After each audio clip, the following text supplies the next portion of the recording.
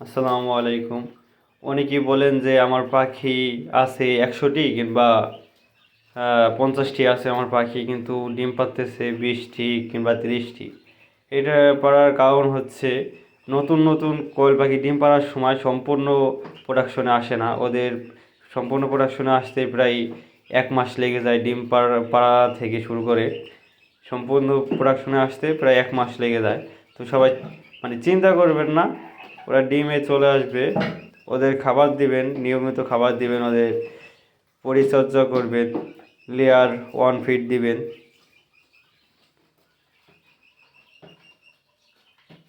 তো যারা আপনাদের কিছু জানার বাকি থাকলে পর কিংবা অজানা থাকলে, কিছু জিজ্ঞাসা থাকলে কমেন্ট করবেন, সেগুলোর উত্তর দেওয়ার চেষ্টা করব আমি।